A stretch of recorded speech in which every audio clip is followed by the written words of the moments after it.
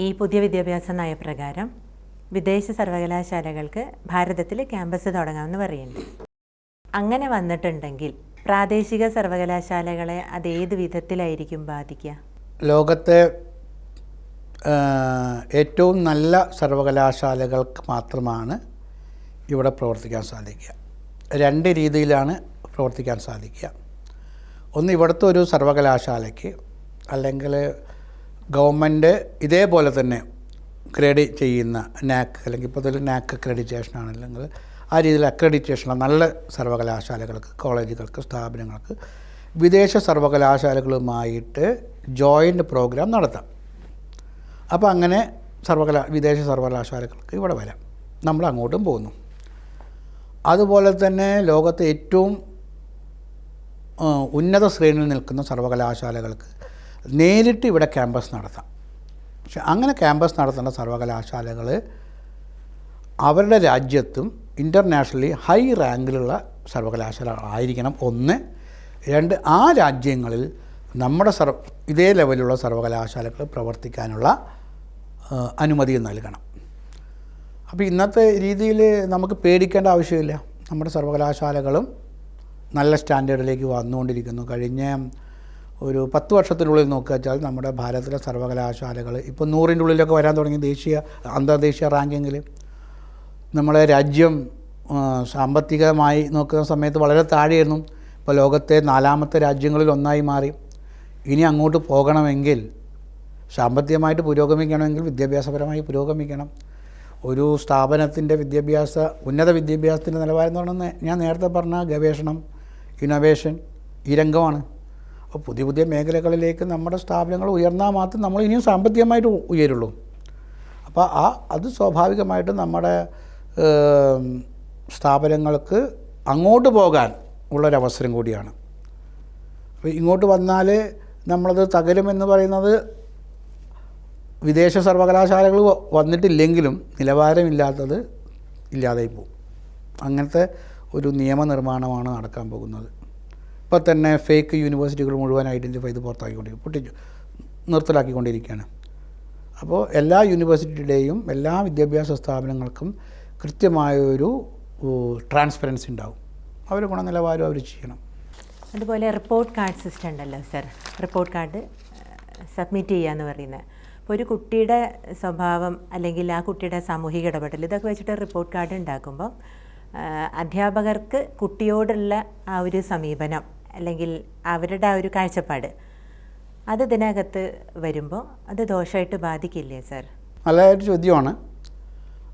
ഇപ്പോൾ ഒരു കുട്ടിയെ വിലയിരുത്തുന്നത് രക്ഷിതാവ് ഈ ടീച്ചർ മാത്രമാണ്, അധ്യാപകർ മാത്രമാണ്.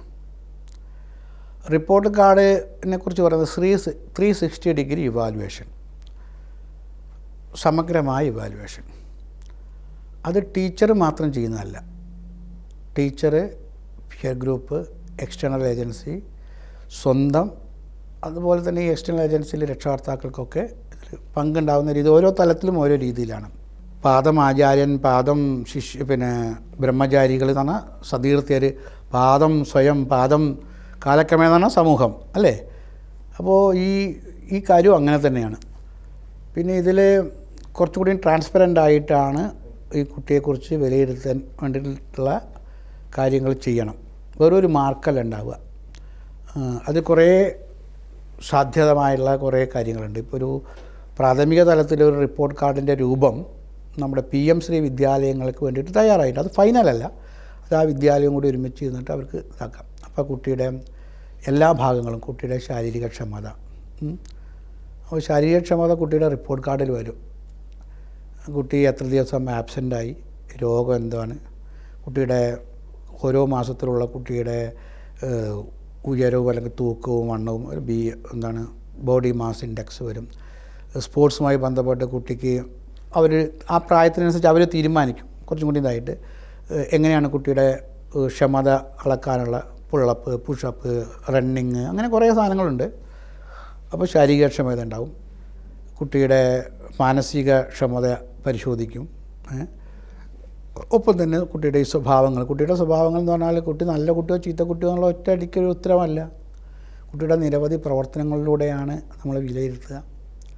എല്ലാ കാര്യങ്ങളിലും സ്ഥലങ്ങളിലും ഈ അധ്യാപകൻ്റെ അല്ലെങ്കിൽ ഈ സിസ്റ്റം തെറ്റായിട്ട് ഉപയോഗിക്കാം. അപ്പോൾ ആദ്യം ഇതെല്ലാം കൂടി നന്നാക്കി എടുക്കേണ്ടത് അധ്യാപകരെയാണ്. അതുകൊണ്ട് ഇതൊക്കെ ഉണ്ടാക്കുമ്പോൾ തന്നെ ഏറ്റവും പ്രധാനപ്പെട്ട ഇത് ലോഞ്ച് ചെയ്യുന്നതിന് മുമ്പ്, അതായത് സ്കൂളിലെത്തുന്നതിന് മുന്നേ, ഇപ്പോൾ പാഠപുസ്തകം സ്കൂളിലെത്തുന്നതിന് മുന്നേ ടീച്ചേഴ്സിനെ ട്രെയിൻ ചെയ്യണം, ഇവാലുവേഷൻ ടീച്ചേഴ്സിനെ ട്രെയിൻ ചെയ്യണം. എല്ലാ കാര്യവും ഈ ടീച്ചേഴ്സിനെ ഈ രീതിയിൽ ട്രെയിൻ ചെയ്യിക്കണം. അപ്പോൾ അവരെ നന്നാക്കിയെടുക്കുക എന്നുള്ള വലിയൊരു കാര്യമാണ്.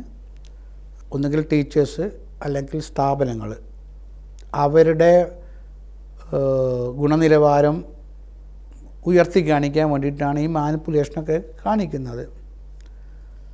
അപ്പോൾ അത് മാർക്കിൽ മാത്രം അല്ലാത്ത ഒരു ഗ്രേഡിങ് നൽകിയാലോ? ഇപ്പോൾ നമ്മുടെ ഒരു സ്കൂള് ആണെങ്കിൽ 10ാം ക്ലാസ്സിലെ റിസൾട്ട് വന്നു 100% ആൾക്കാരും A+ കിട്ടിയെന്ന് പറയുമ്പോൾ ഒരു ഉയർന്ന കാര്യം. ആ വിദ്യാലയത്തിലെ കുട്ടികളുടെ ക്രൈം റെക്കോർഡ്സ് നമ്മൾ എടുക്കുന്നു വിചാരിക്കുക. ചെറിയ പെറ്റി വയലേഷൻ മുതൽ പ്രായപൂർത്തിയാകാതെ ലൈസൻസ് ഇല്ലാതെ വാഹനം ഓടിക്കുന്നു. ഒരു വിദ്യാലയത്തിലെ കുട്ടികൾ ഏതൊക്കെ കുട്ടികളാണ്? ഒരു വിദ്യാലയത്തിന് അത്ര കുട്ടികൾ ഇത് വയലേറ്റ് ചെയ്യുന്ന കുട്ടികളുണ്ട്. ട്രെയിനിൽ ടിക്കറ്റ് എടുക്കാതെ യാത്ര ചെയ്യുന്നു, ഹെൽമറ്റ് ധരിക്കാതെ വണ്ടി ഓടിക്കുന്നു, റോഡ് ക്രോസ് ചെയ്യുമ്പോൾ ക്രോസ് ചെയ്യേണ്ട സ്ഥലത്ത് കൂടി അല്ലാതെ ക്രോസ് ചെയ്യുന്നു. ഇതെല്ലാം നമുക്ക് ഇവാലുവേറ്റ് ചെയ്തൂടെ? ഇതൊക്കെ ഇവാലുവേറ്റ് ആ കുട്ടികൾ നമ്മുടെ ഇപ്പോൾ ക്യാമറയൊക്കെ ഉണ്ടല്ലോ, ഇതൊക്കെ വരുന്ന സമയത്ത് കുട്ടിയെ ഇവാലുവേറ്റ് ചെയ്യുന്ന അങ്ങനെയാണ് 360 ഡിഗ്രി ഇവാലുവേഷൻ സമൂഹം ഇവാലുവേറ്റ് ചെയ്യുന്നു. ഇപ്പോൾ നമ്മുടെ പല സ്കൂളിലേക്കും നാട്ടുകാർ കുട്ടികൾ എന്തൊക്കെയാണ് മോശമായ കാര്യങ്ങൾ ചെയ്യുന്നത് എന്നുള്ളതൊക്കെ ഫോട്ടോ എടുത്തിട്ട് വീഡിയോ എടുത്തിട്ട് PTA-ക്കാർക്കും HM-നൊക്കെ അയച്ചു കൊടുക്കുന്ന ഇപ്പോഴും ഉണ്ട്. നാളെ ഇത് കുറച്ചും കൂടിയൊക്കെ പോസിറ്റീവ് കൂടിയും വരും. അപ്പോൾ ടീച്ചേഴ്സിനെ കാര്യമായിട്ട് ചെയ്തിട്ടുണ്ട്, അല്ലെങ്കിൽ ടീച്ചേഴ്സ് ദുരുപയോഗം ചെയ്യും, സ്ഥാപനം ദുരുപയോഗം ചെയ്യും. അതുകൊണ്ടാണ് ഇതൊരു അധ്യാപകർക്കും കൂടി രക്ഷകർത്താക്കൾക്കും കൂടി ഇതിലൊരു റോള് വരും. സ്വയം വിലയിരുത്താനുള്ള ഒരു ഏറ്റവും വലിയ വിലയിരുത്തൽ ആരാണ് വിലയിരുത്തുക? നമ്മളല്ലേ.